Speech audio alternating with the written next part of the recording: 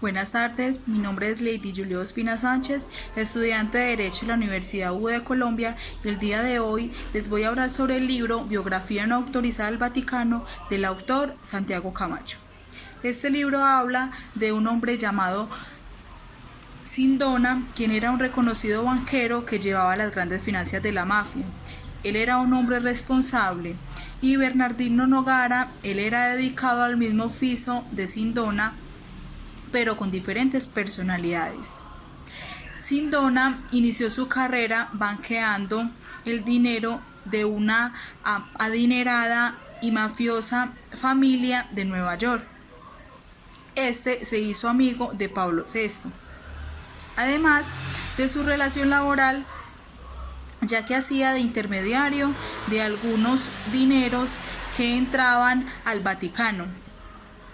También entre Bernardino Nogara y Pío XI surgió una muy grande amistad. En el año de 1969 surgió una gran preocupación en el pontífice, derivada de la decisión que se iba a tomar sobre el gobierno italiano de gravar con impuestos todas las inversiones del Vaticano. No era para nada viable, ya que los dineros fueran a parar a la hacienda italiana. El Papa tenía además unos problemas que era de su gestión pastorales. Este liderazgo eran criticados y rechazados, ya que Sindona, por su parte, quien era el representante de las finanzas del Vaticano, dio como única solución en ese momento sacar el dinero de Italia, desviándolo a empresas creadas en diferentes paraísos fiscales en Europa y América. Además, este consideró que el Vaticano era un estado soberano, podría llevarse su dinero donde él quisiera. Sindona era un empleado de suma confianza del pontífice, ya que en el Vaticano por ello firmó un contrato con el Papa donde se afianzaba su confianza y un contrato para ellos. Sindona por lo menos controlaba por lo menos 5 bancos y más de 125 compañías de varios países. Este quería seguir el control de más de dos compañías de Italia, además de la Centrale y Bastogne. Él quería fusionarlas finalmente y él lo consiguió.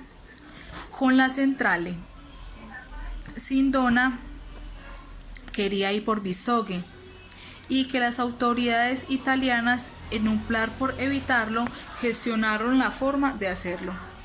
Sindona tenía un gran poder e incluso más que el gobernador del Banco de Italia, y era difícil controlarlo, ya que nadie quería mantenerse con él.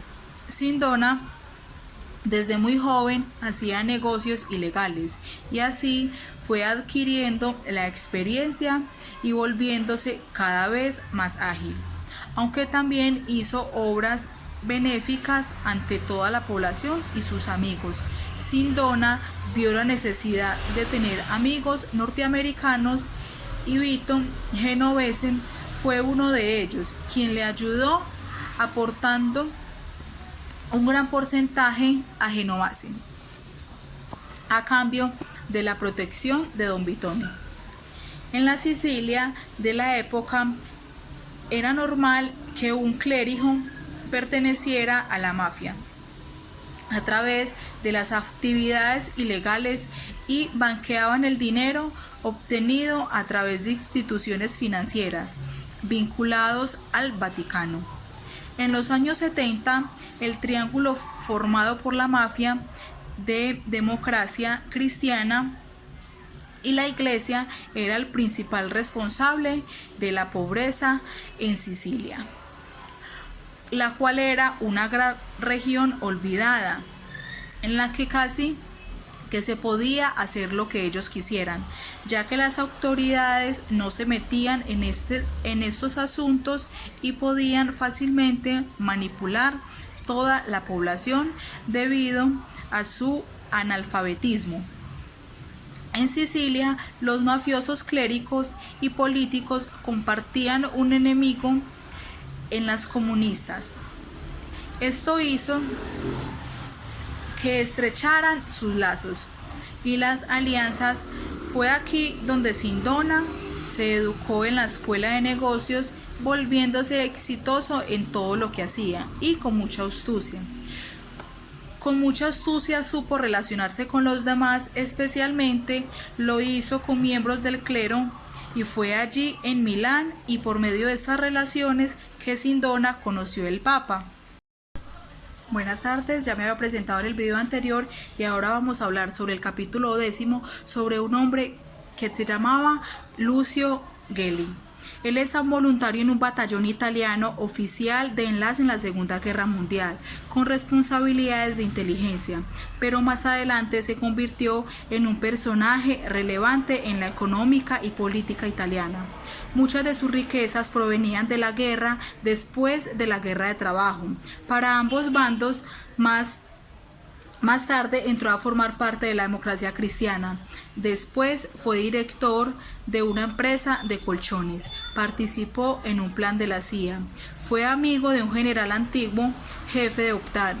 Gelli pretendía terminar un plan y culminarlo con el establecimiento de un comercio fascista en Italia y exportarlo en otros países. Incrementó el número de miembros entre ellos. Fue el general Giovanni Aliat-Bena, un fuerte en el espionaje italiano, con material importante para chantajear a personalidades italianas, situación que fue investigada por la oficina del CID, especie de combinación del FBI y la CIA. Gelli era Él era un gran en actos en los asuntos del país, pero desconocido en la opinión pública.